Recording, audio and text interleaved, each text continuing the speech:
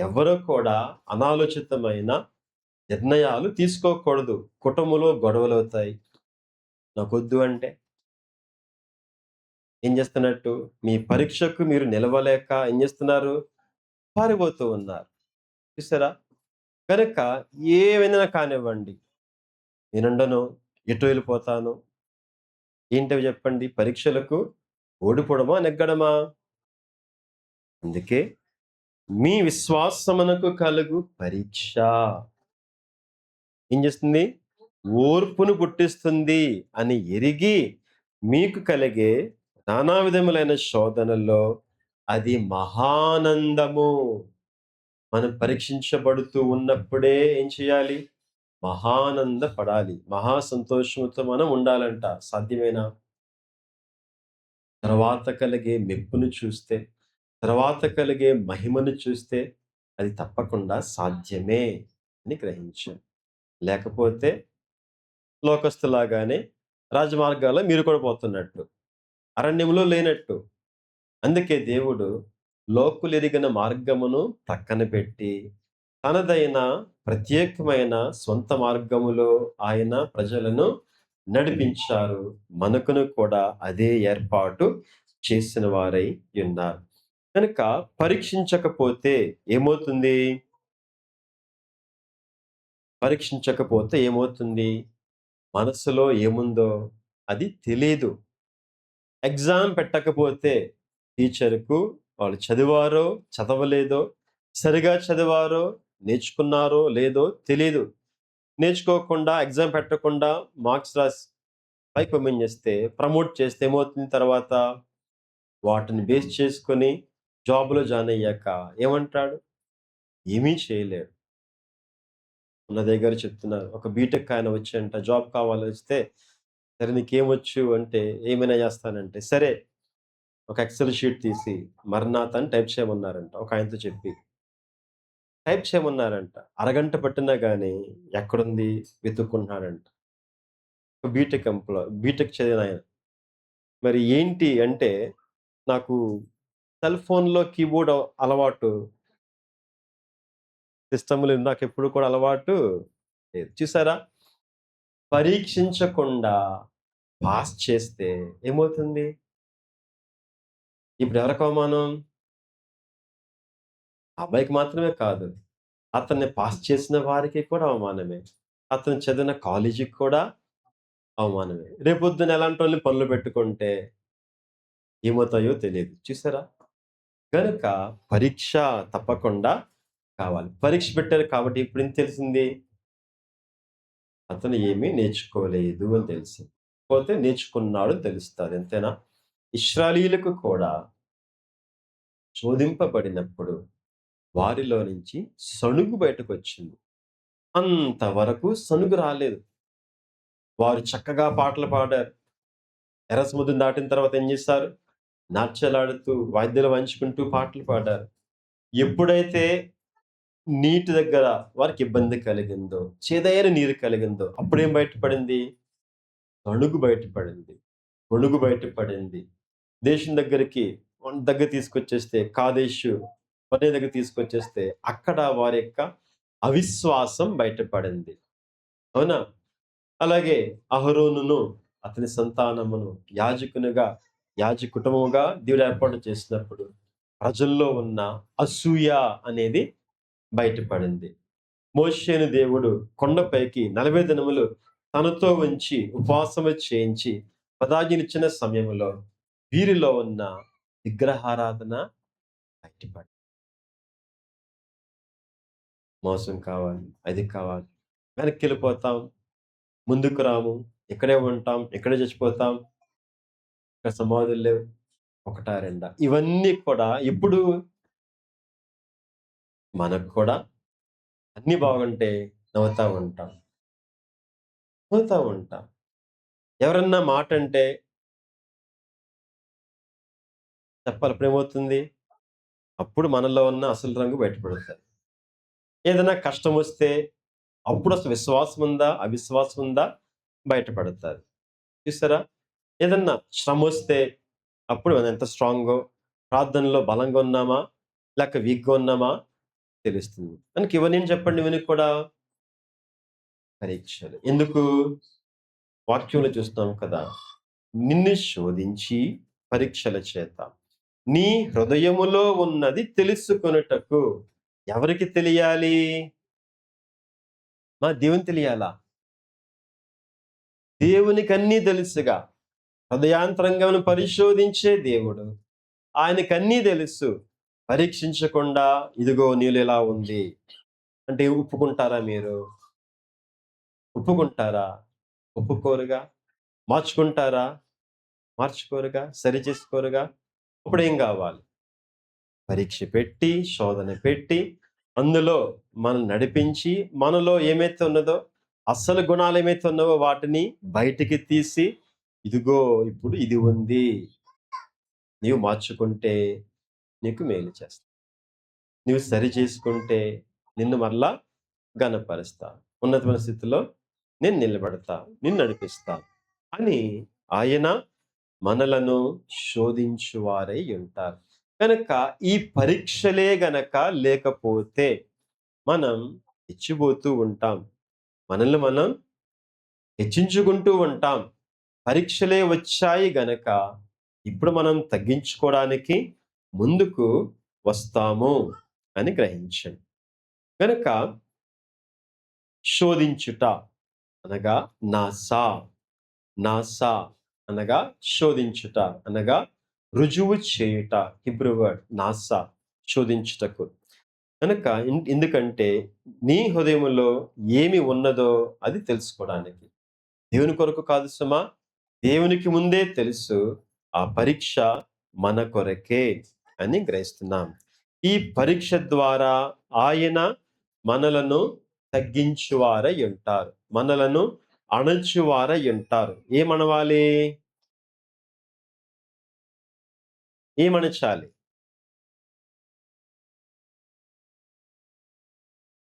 ఏమనచాలి? మనలో ఉన్న గర్వము, అతిశయము, ఇంకా ఇంకా ఏమైతే మనం చిన్నప్పటి నుంచి కూడా నేను అలా ఉన్నాను, ఇలా ఉన్నాను, ఇంకా నేను ఏం చేస్తే అది జరుగుతుంది, నా మాట నో అని ఎవరెవరు కూడా ఉండరు, ఇంకా రకరకాలుగా చెప్పుకుంటారుగా. నిజమే కావచ్చు, నిజమే ఉంటే చాలా ఉంది, నిజమే. ఇవన్నీ కూడా పరీక్షించబడకపోతే ఎలా ఉంటుంది?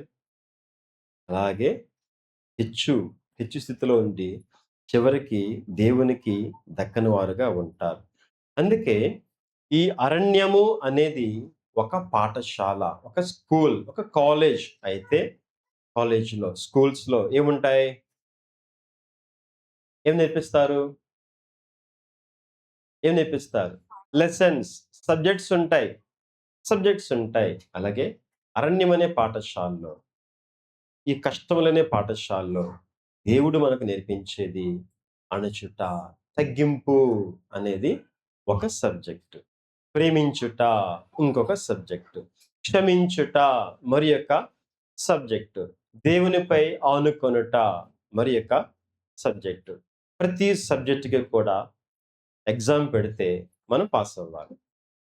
అదే అరణ్యం యొక్క నడిపింపు. రిజల్ట్ అదే. చూసారా? గనుక దీనత్వం లేక అణుచుట లేక తగ్గించుట మనలో లేకపోతే మనం ఏమనుకుంటాం? ఐ కెన్ డూ ఎవ్రీథింగ్ అంటాం. ఎప్పుడైతే తగ్గింపు వస్తుందో దేవుడు నాతో ఉంటే నేనేమైనా చేయగలనంట. అణుచుట లేకపోతే నేనేమైనా చేయగలనంటాం. అణచితే దేవుణ్ణి ముందు పెట్టి అప్పుడు వెనకాలంటాం. చూసారా? మరి యాకోబు పత్రిక 4వ అధ్యాయం 10వ వచనం, ప్రభు దృష్టికి మిమ్మును మీరు తగ్గించుకొనుడి, అప్పుడు ఆయన మిమ్మును హెచ్చించును. ఇంకా మత్తయి సువార్తలో కూడా చూస్తాం 23 అధ్యాయంలో 12వ వచనం,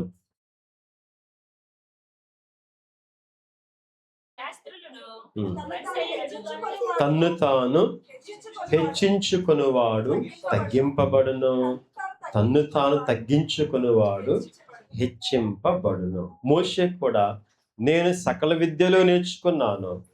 నేను అన్నిటిలో కూడా మాటల్లో కూడా కార్యములందు ప్రావీణ్యుడనై ఉన్నాను. కాబట్టి నేనేం చేయగలను ఇప్పుడు? మనుషులందరిని కూడా విడిపించగలను అనుకుని ముందుకొచ్చాడు. అట్టర్ ఫ్లాప్ అయ్యాడు కదా! వెళ్ళిపోయాడు. వెళ్ళిపోయాడు. ఒక ఐగుప్తీని చంపేశాడు. గనక దేవుడు 40 ఏళ్ళు కూడా అరణ్యంలో తీసుకెళ్ళి పరీక్షించి, శోధించి, ఇప్పుడు మరలా సేనాపతి దగ్గరికి తీసుకువచ్చినప్పుడు అప్పుడేమంటాడాయన?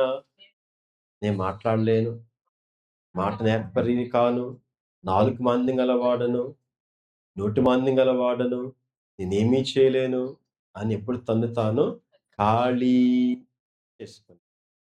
అణుచుట అంటే ఏంటి? మనల్ని మనం ఖాళీ చేసుకొనుట. దేవునికి అప్పగించుకొనుట.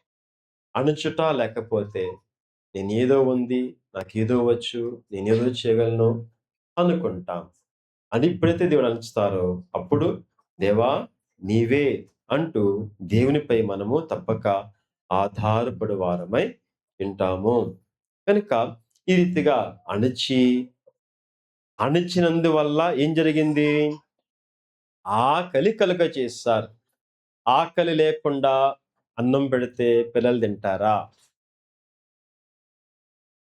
మీరే చెప్తున్నారు. ఆకలితో ఆకలయ్యాక పెడితే పని చేస్తారు.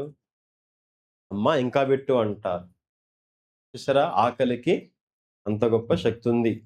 కనుక ఆకలి కలుగ చేయుట శిక్ష కాదు. కానీ వారికి శిక్షణ. వారికి ప్రిపరేషన్. తినడానికి వారికి ప్రిపరేషన్. అలాగే, అలాగే మనమును కూడా ఆకలి గొనాలి. దేనికి ఆకలి గొనాలి? రోజువారీ ఆహారం అవసరం లేదు. దానంతట అదే పుడుతుంది ఆకలి. మనం పని చేస్తూ ఉంటాం, తిరుగుతూ ఉంటాం, ఆకలేస్తది మళ్ళీ తింటాం. ఎప్పటికప్పుడు అయిపోయేదే. మరి ఏమి ఆకలి కావాలి? ఆకలి కలుగచేసి అంటే వారికి ఆకలి లేదు కాబట్టి దేవుడేం చేస్తారు వారికి? ఆకలి కలుగ చేయవలసి వచ్చింది. దేని మీద ఆకలి లేదు వారికి? విడిపించబడాలనే ఆశే తప్ప వారికి కనాను దేశంపై ఆకలి లేదు. ఐగుప్తులో నుంచి విడిపించబడాలంతే సరిపోద్ది. ఫ్రీ అయిపోవాలి. తర్వాత కనాను దేశానికెళ్ళాలి. మనం కూడా అంతే దేవుని నమ్ముకుంటే సరిపోద్దా అంటే చాలదు. ఆకలి కావాలి. పరలోకంపై ఆకలి కావాలి. దేవునితో ఉండుట కొరకై ఆకలి కావాలి. రాకడలో ఎత్తబడుట కొరకై మనకు ఆకలి కావాలి. కనుక అందుకే ఈ 40 దినములు ఉపవాసమనుకోవాలి. పెండ్లి కుమార్తె ఆభరణములు కొరకై ఏం కావాలి? ఆకలి కావాలి. కనుక ఈ ఆకలి లేకపోతే మిగిలిన అవసరమైన ఆకలన్నీ కూడా కలుగుతూ ఉంటాయి. లోక సంబంధమైన ఆకలులు కలుగుతూ ఉంటాయి. మరి మనకు కూడా ఒకసారి అమ్మా పప్పు తినాలనిపిస్తుంది. అమ్మా అదేంటిది మామిడికాయ పచ్చడి తినాలనిపిస్తుంది. ఇంకా చారు తినాలనిపిస్తుంది. బిర్యానీ తినాలనిపిస్తుంది. రకరకాలుగా ఆకలేస్తదిగా. అవునా? మరి మనకి ఎలాగ ఆకలేస్తే ఆత్మ సంబంధమైన వాటిలో అదే రీతిగా ఆకలి వేస్తూ ఉందా? వాక్యము కొరకు ఆకలి. ప్రభువు సన్నిధి కొరకు ఆకలి. ప్రార్థన కొరకు ఆకలి. కలిగుండొద్దా? లేదా? తప్పక మనం కలిగిన వారమై ఉండాలి. అలాగే ఆకలి లేదు. ఎలాగనగా నీతిగా ఉండాలని ఆకలి లేదు. కాబట్టి ఆకలి కలిగించాలి. పరిశుద్ధంగా ఉండాలనే ఆకలి లేదు కాబట్టి ఆకలి కలిగించాలి. దేవుని కొరకు ప్రత్యేకంగా ఉండాలనే ఆకలి కాబట్టి ఆకలి కలిగించాలి. కనుక మత్తయి సువార్తలో కూడా 5వ అధ్యాయములో 6వ వచనం మత్తయి సువార్త 5వ అధ్యాయం 6వ వచనం. నీతి కొరకు ఆకలి దప్పులు గలవారు ధన్యులు, వారు తృప్తిపరచబడుదురు. నీతి కొరకు ఆకలి దప్పులు గలవారు ధన్యులు, వారు తృప్తిపరచబడుదురు. నేటికి కూడా కొన్ని ఫోన్స్ రిలీజ్ చేస్తే యాపిల్ వాళ్ళు ఏం చేస్తారు? ముందుగా పలానా డేట్, పలానా టైము, ప్లేస్, ఈ స్టోర్స్‌లో, ఈ కంట్రీస్ చెప్తారు. అప్పుడేం చేస్తారు? ముందు రోజు నుంచి వెళ్లి క్యూలో నించొని దాని కొరకు ఎగబడి కొంటారు. ఎందుకంటే ఆకలి కలిగింది కాబట్టి. అలాగే ఇక్కడ కొన్ని స్కూల్స్ ఉన్నాయి. కొన్ని స్కూల్స్ ఉన్నాయి. అందులో అడ్మిషన్స్ కొరకు 24 అవర్స్ ముందు నుంచి క్యూలో నించోవాలి. పగలు రాత్రులు నించోవాలి. లేకపోతే అప్లికేషన్ ఫార్మ్ కూడా దొరకదు. ఏం చేస్తున్నారు వాళ్ళు ముందుగా? ఆకలి కలిగిస్తూ ఉన్నారు. ఈ లోకంలో ఉన్న వాళ్ళే ఈ లోక సంబంధమైన వాటి కొరకే ఆకలి కలిగిస్తూ ఉంటే, దేవుడు పరలోక సంబంధమైన వాటికి ఆకలి లేకుండా పరలోకములో మనం వెళ్తే ఎలా ఉంటది? చెప్పాలి. దేవా! నీ చిత్తమైతే నన్ను పరలోకం తీసుకెళ్ళు అనొచ్చా? కాదుగా. నీ చిత్తమైతే నన్ను క్షమించు అనొచ్చా? కాదుగా. అలాంటప్పుడు నీ చిత్తమైతే నన్ను దీవించు అనాలిగా అప్పుడు. అర్థమవుతుందా? వీటికేమో ఆకలి కావాలి. మరి పరలోక సంబంధమైనటి కొరకు ఆకలి వద్దా? చెప్పాలి. ఆకలి కావాలి. నీ చిత్తమైతే నన్ను ఈ శోధన నుంచి తప్పించు. కాదు, కాదు. పాపములో పడకుండా నన్ను కాపాడు. పరిశుద్ధముగా నన్ను కాపాడు. నేనుంటా. నువ్వు నాకు సహాయం చెయి. ఈ రీతిగా మనము కూడా ఆత్మ సంబంధమైన ఆకలి, ఆత్మీయ ఆకలి మనము కలిగిన వారమై ఉండాలి. అంటే ముందుగా మన పొట్టను శుద్ధి చేసుకుంటే అప్పుడు మనకి ఆకలేస్తుంది. ముందుగా మన హృదయమును శుద్ధి చేసుకుంటే అప్పుడు మనకు ఆకలేస్తుంది. లోక సంబంధమైన వాటిని మనము తీసివేసుకుంటే ఆత్మ సంబంధమైన వాటి యొక్క ఆకలి మనకు కలుగుతూ ఉంది అని గ్రహించాం. తరువాత ఆకలి కలుగచేసి ఏం చేశారు? నీవే గాని, నీ పితరులే గాని ఎన్నడూ ఎరుగని మన్నాతో నిన్ను పోషించెను. నీకు తెలీదు, నీ పితరులకు తెలీదు. ఎన్నడూ కూడా అటువంటి మన్నాతో నిన్ను పోషించెను. మన్నా అంటే ఏమిటి? మన్నా నిర్గమకాండం 16 అధ్యాయం 10 వచనం చూస్తాం. ఇశ్రాయేలీయులు అది ఏమిటో వారికి తెలియక ఏమనుకున్నారు? ఇదేమి, ఇదేమి అనుకున్నారు. 16, 15 ఇశ్రాయేలీయులు దాన్ని చూచినప్పుడు అది ఏమైనది తెలియక ఇదేమి అని ఒకరితో ఒకరు చెప్పుకొనిరి. మన్నా అంటే తెలీదు. ఏంటో తెలీదు. క్రొత్తది. అనుభవం లేనిది. అంతకుముందు రుచి చూడనిది. అలాగే వారికి ఎప్పటికప్పుడు ఏ రోజుకారు ఏమిస్తారు దేవుడు వారికి ఏమిచ్చారు? క్రొత్తగా మన్నా ఇచ్చారు. ఇప్పుడిచ్చినా గాని వారికేంటో నిజంగానే వారికి తెలియదు. అలాగే మనము కూడా ఎప్పుడు అయినా దేవుని దగ్గర నుంచి క్రొత్తగా పొందుకునేది ఉన్నదా? దేవుని నుంచి ఫ్రెష్‌గా ఇది ఇప్పుడే కొత్తది. అంతకుముందు లేదిది అనుకునే రకంగా ఏమైనా దేవుడు మనకు క్రొత్తగా ఇస్తారా?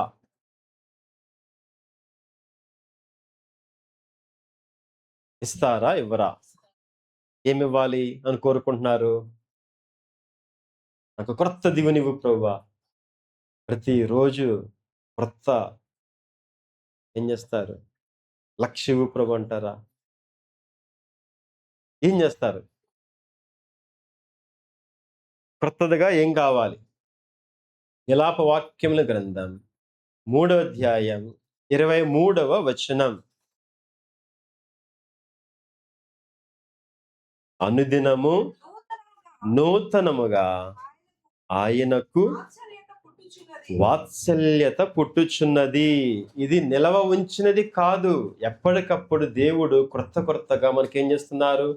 అనుదిన వాత్సల్యత, అనుదిన కృప ఆయన మనకు కనుపరచుచు ఉన్నారు. కనుక నాకొక డౌట్ వచ్చింది. మీరే చెప్పండి. మనకు ఈ లోకములో పగలు, రాత్రి ఉంది. అంటే ఈ వాక్యం చదివినప్పుడు నాకొచ్చిన డౌట్. పగలు, రాత్రి ఈ లోకములో ఉంది. పరలోకములో ఉన్నాయా? లేవుగా. పరలోకములో పగలు, రాత్రులు లేవు. చీకటి అసలే లేనే లేదు. ఎప్పుడూ కూడా వెలుగే ఉంటుంది. దేవుని మహిమతోనే ఉంటుంది. అలాంటప్పుడు దేవునికి ఇది పగలు. వీరికి కొత్తగా కృప చూపించాలి. క్రొత్తగా వాత్సల్యం చూపించాలి. క్రొత్తగా ప్రతిరోజు కూడా దయ చూపించాలి అని ఆయనకి ఎలా తెలుస్తుంది? అర్థమైందా? ఎలా తెలుస్తుంది? మనమేమో అలారం పెట్టుకుంటాం. ఆయనకెలా తెలుస్తుంది? ఆయనేం జేస్తున్నారు? అనుదినము కూడా మనకు నూతనముగా కృప చూపించుట కొరకు ఆయన కనిపెట్టుకొని ఉన్నారు. ఆయన మన నిమిత్తమై కనిపెట్టుకొని ఉన్నారు. మనం ఆయన్ని తలంచుకునే దానికన్నా ఆయన మనల్ని తలంచుకునేదే ఎక్కువ. ఆయన మనకు దయచేసేదే ఎక్కువ. మనం చూడం. మనం ఎదురు చూడం. అవసరమైతే తప్ప, భయమైతే తప్ప మనం ప్రభు వైపు చూడం. కానీ ఆయనేం జేస్తున్నారు? అనుదినము కూడా ఆయనకు మన ఎడల నూతనముగా వాత్సల్యత కలుగుచూ ఉన్నది. ప్రతిరోజు కూడా క్రొత్తగా మన్నాను దేవుడు వారికి ఇచ్చినట్లే మనకును కూడా నూతనముగా ఆయన మనకు తన కృపను కనుపరుస్తూ ఉన్నారు. కనుక మన్నా, మన్నా అంటే మ ఇది ఏమి? ఈ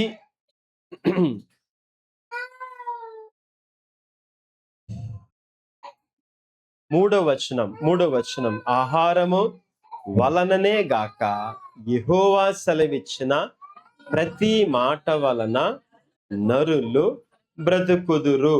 బ్రతుకును, బ్రతుకుట అంటే బ్రతుకుట అంటే హీబ్రూ భాషలో హాయా, హాయా, హాయా అంటే మరి జీవించుట. మనం బ్రతికుండాలంటే ఏం గుర్తు? ఊపిరి పీల్చుకోవడం గుర్తు. గనక వాక్యములో ఉన్నది ఇది కాదు. ఆహారము వలననే గాక యెహోవా సెలవిచ్చిన ప్రతి మాట వలన నరులు బతుకుదురు. అంటే కేవలం ఊపిరి పీల్చుట మాత్రమే కాదు గాని సంపూర్ణమైన జీవమును కలిగి ఉండుట. సంపూర్ణమైన జీవం అంటే మన శరీరం, మన ప్రాణం, మన ఆత్మ 3 కూడా దేవునిలో జీవించి యుండుట. కనుక అందుకేం కావాలి చెప్పండి మనకి? దేవుని వాక్యము అనే ఆహారం మనకు కావాలి. కనుక మామూలుగా మనం ఆహారం తింటే, అన్నం తింటే, రొట్టె తింటే, దోస తింటే ఏమవుతుంది? కేవలం మన శరీరానికి మాత్రమే జీవం ఉంటుంది, బలం ఉంటుంది, ప్రాణం ఉంటుంది మాత్రమే. మరి ఆత్మకు మాత్రం ఆత్మ ఏమవుతుంది? ఆత్మ కృషించిపోతుంది. వాక్యం అనే ఆహారం ఇవ్వకపోతే ప్రతిరోజు ఏమవుతుంది? ప్రార్థన అనే ఆహారం, ఆ వాక్యం అనే ఆహారం, స్తుతించటం అనే ఆహారం, దేవుని సన్నిధి అనే ఆహారం మనం ఆత్మకి ఇవ్వకపోతే ఏమవుతుంది? ఆత్మ చచ్చిపోతుంది. దూరమైపోతుంది. దేవుని దూరమైపోతుంది. కనుక జీవం, ప్రాణం కలిగి ఉండి ఆత్మ మరణిస్తే ఉపయోగమేముంది? ఉపయోగం లేదు. కాబట్టి నాకు పనుంది ఈరోజు ప్రార్థన చేసుకోవాలి. నాకు పనుంది కాబట్టి నేను ఈరోజు ఆరాధనకి రాలా. పనుంది కాబట్టి వాక్యం చదువుకోవాలా. పనుంది కాబట్టి ఏమవుతుంది? కేవలం దేవుని దృష్టిలో మనం ఒక పార్టే జీవించున్నాం. అసలైనది చనిపోయాం ఆల్రెడీ అని గుర్తు. గనుక ఎన్నడూ కూడా మనము ఇట్టి రీతిగా ఉండకూడదు గానీ, రొట్టెతో మాత్రమే బతుకకూడదు గానీ, దేవుని యొక్క వాక్యం ద్వారా మనము బ్రతుకగలవారమై ఉండాలి. ఇంకా ఏ మాట? ఏ మాట? యెహోవా సెలవిచ్చిన ప్రతి మాట వలన, యెహోవా సెలవిచ్చిన ప్రతి మాట. మనం కూడా నిన్న ధ్యానించుకున్నాం. నిన్న 4 ధ్యానించుకున్నాం. మరి ఏ వాక్యములో ఏమేమి కావాలంటే అన్నీ కావాలి. దేవుడు చెప్పారు కదా! ముందు ఆయన చెప్పిన మాటలో నుంచి దేన్ని కూడా తీసివేయవద్దు. దానికి దేన్ని కూడా కలపను కూడా వద్దు. కేవలం ప్రకటన గ్రంథములో ఉన్న ప్రవచన గ్రంథం మాత్రమే కాదు. బైబిల్ అంతట్లో కూడా వాక్యములో నుంచి ఏది కూడా మనం తీసివేయకూడదు, కలపనకూడదు. ప్రతి సున్నా, ప్రతి పోలు దేవునికి లెక్కే. ప్రతి పొల్లు, ప్రతి సున్నా దేవునికి లెక్కే. గనుక ఏది మనకు జీవమిస్తుంది అంటే దేవుని నోట నుండి వచ్చిన ప్రతి మాట. నాకిష్టం లేనిది పక్కన పెడతాను. వద్దు, వద్దు. నేను మార్చుకోకుండా పక్కన పెడతాను. అసలే వద్దు. నాకు అర్థంగా పక్కన పెడతాను. అసలు కుదరదు. మరేం కావాలి? ప్రతి మాట ప్రకారం మనం నడుచుకుని వారమై ఉండాలి. గనక కొన్ని మాటలు కాదు, ఏరిన మాటలు కాదు, ప్రతి మాట కూడా మనకు అవసరం. అవసరం. కొంత విడిచిపెట్టడం కాదు గానీ, ప్రతి మాట కూడా మనకు ఎంతో అవసరము అని గ్రహించండి. గనక శరీరానికి ఆహారం ఇస్తున్నాం. మరి ఆత్మకేం కావాలి? ఆహారం. కనుక ఈ లోకం వరకి మాత్రమే అయితే చాలదు కానీ, పరలోకము కొరకు మనకు ఆహారం కావాలి గనక, ప్రభుంటున్నారు కదా! మీ పితరులు అరణ్యములో మన్నాను తినియు చనిపోయారు. వాక్యం అందుకున్నారు, మన్నాను తిన్నారు, చనిపోయారు. ఉపయోగమేమిటి? కాబట్టి నిత్యము కూడా మీరు జీవించాలి అంటే మీకేం కావాలి? పరలోకపు మన్నా కావాలి. నిత్య జీవమిచ్చే మన్నా కావాలి. ఆ నిత్య జీవమైన ఆహారమును నేనే అంటూ ప్రభువు యోహాను సువార్తలో 6వ అధ్యాయం 40 49, 50 చదవండి. చావకుండునట్లు పరలోకము నుండి దిగి వచ్చిన ఆహారమిదే. హ్మ్. జీవాహారము నేనే. భుజించితే ఎల్లప్పుడును జీవించును. గనుక ఈ రోజున మనందరము కూడా ప్రభు యొక్క బల్ల దగ్గరకు వచ్చాం. దేని గురించి వచ్చారు చెప్పండి? దేని గురించి వచ్చారు? అలవాటు కాబట్టి వచ్చారా? మెసేజ్ పెట్టాను కాబట్టి వచ్చారా? తెలిసింది కాబట్టి వచ్చారా? దేని గురించి వచ్చారు? ఏమని మనం ఆయన బల్ల వద్ద ఈ రోజున ప్రభు యొక్క శరీర రక్తములు అందుకోవాలి? సింపుల్. చెప్పండి.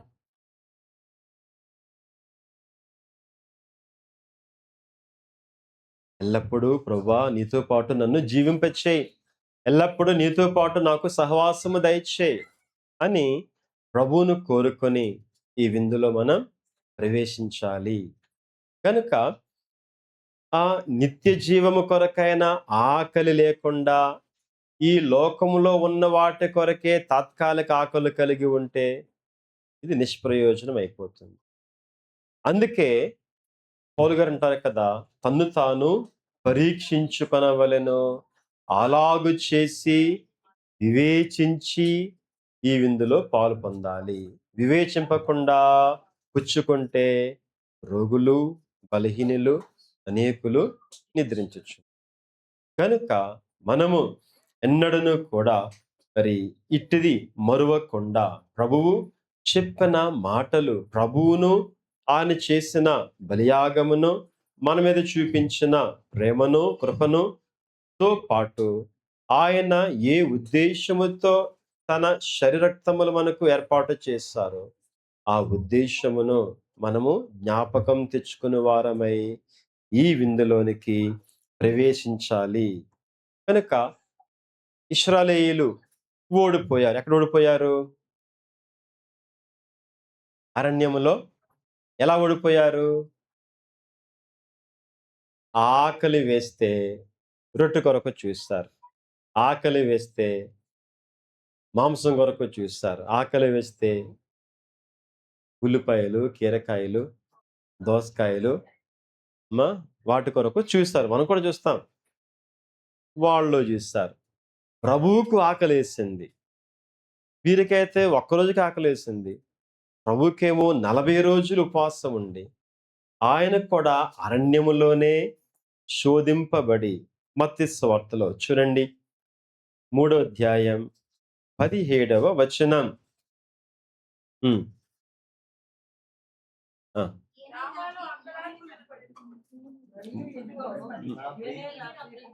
హ్మ్. ఈ ని ఈయనిందుని ఆనందించుచున్నానని ఒక శబ్దము ఆకాశం నుండి వచ్చెను. ఆ! చదవండి. అప్పుడు యేసు అపవాది చేత శోధింపబడుటకు ఆత్మ వలన అరణ్యమునకు కొనుపోబడెను. ప్రభువారు ఎక్కడున్నారు? ఇశ్రాయేలీయుల అరణ్యములో ఉన్నట్లే ప్రభువు కూడా అరణ్యములోనికి వెళ్ళారు. ప్రభువు కూడా ఆకలి అంటే ఎలా ఉంటుందో ఆయన కూడా రుచి చూచారు. ఒక్కరోజు కాదు, 2 రోజులు కాదు, 40 రోజులు ఆకలితో ఉండి ఉపవాసము చేశారు. 40 రోజులు అయిన తర్వాత ఆయనకు ఆకలి వేసింది. ఈ లోపులో ఆయనకు ఆకలి లేదు సుమా. మనకు గంట లేట్ అయితే ఆకలేస్తది. అవునా? ప్రభువునకు ఉపవాస ప్రార్థన అయ్యేంత వరకు కూడా ఆకలి వేయలేదు. అది అసలైన ఉపవాసం. గ్రహించండి. తర్వాతగా ఆయన ఆకలిగొంటే అప్పుడేం చేశారు? సాతానొచ్చి ఏం చేసింది? రాళ్ళను తీసుకొని రొట్టెలుగా చూపించి, రొట్టెలుగా చేసుకొని తినమంటుంది. చూసారా? ఆకలి వేస్తే ఏం చేస్తాం మనం? బాగా ఆకలేసింది, నీరసం వచ్చేసింది, ఇంకా వణుకొచ్చేసింది. వస్తదా? అప్పుడేం చేస్తారు? అంతలకుంటారా? ఉండరుగా. ఒకవేళ ఉంటే ఏం చేస్తారు? ఏది పడితే దాని మీద పడి తింటాం. చూసారా? ప్రభువు ఒంటరిగా ఉండి 40 రోజులు ఆకలితో ఉపవాసము చేసి, ఆయన రొట్టె తిను, రొట్టెగా చేసుకొని తిను అంటే ఆయనేం చేస్తున్నారు? నాకు రొట్టె వద్దు, నాకు వాక్యము కావాలి. రొట్టె వద్దు, నాకు ఏం కావాలి? వాక్యం కావాలి. శోధింపబడినప్పుడే ఆయనేం చేస్తున్నారు? వాక్యమును పట్టుకుంటూ ఉన్నారు. మనము కూడా అదే మరి మాదిరిని కనుపరచవలసిన వారమై ఉన్నాం. ఎక్కడెక్కడైతే మనం ఓడిపోతూ ఉన్నామో, అన్ని చోట్లకు కూడా ప్రభువు వెళ్ళి, వాటన్నిటిని కూడా జయించి, ఇలాగనే జయించాలో మనకు చూపించి, నేనే కాదు మీరు కూడా జయించగలరు అని ఆ జయమును తన వద్ద ఉంచుకోక, మనకును కూడా ఆయన దయచేసిన వారై ఉన్నారు. కనుక ఈ రీతిగా జయించిన ప్రభువును మనము జ్ఞాపకం చేసుకుంటూ ఈ విందులో ప్రవేశించి విందునందుకొని, ప్రభువా నీవెలా జయించావో ఆ జయము నాకు కూడా ఇవ్వవా అని ప్రభువును వేడుకుంటూ జయము కొరకు విందులో ప్రవేశించు. శాశ్వత జీవము కొరకు వేడుకుంటూ విందులోనికి మనము ప్రవేశించవలసిన వారమై ఉన్నాం. కనుక ఈ రీతిగా మనకు జ్ఞాపకం అవసరం, పరీక్ష అవసరం, తర్వాత పోషణ అవసరం. దేవునికేమో మనలోనే ఏ కార్యములున్నాయి? నడిపించుట అనే పని ఉంది. మనలను పరిశోధించుట అనే పని ఉంది. మనలను పోషించుట అనే పని ఉంది. ఆయన అనుకున్నది నెరవేరేంత వరకు కూడా మనకివి తగ్గవు, తీరవు. ఒకదాని తర్వాత ఒకటి వస్తూనే ఉంటాయి. మనమేం చేయాలి? మనమేం చేయాలి? ఇది మహానందమని మనం ఎంచుకొని, దేవుని స్తుతిస్తూ, సంతోషంతో వీటిని జయించుకుంటూ ప్రభువులో కొనసాగు వారమై ఉండాలి. కనుక అట్టి మరి శ్రేష్టమైన, దివ్యమైన కృప మనకు అనుగ్రహించి, మన హృదయాలను కృతజ్ఞతతో ఆయన నింపివేసి, తన దివ్యమైన మరి శరీరత మనకందరికీ కూడా అనుగ్రహించును గాక. ఆమేన్. పరిశుద్ధుడవు మహోన్నతుడవైన మా తండ్రి, నీకే వందనములు, స్తోత్రములు చెల్లిస్తున్నాం. కొద్ది మాటలు మా హృదయములు భద్రపరిచి ఫలింప చేయమని, నీ వాక్యానుసారముగా నడుచుకొనగలిగిన కృపను మాకు దయచేయమని, మీరు చెప్పిన వాక్యములో ఏ ఒక్కటి నిష్ఫలముగా మరలక, అది నీవు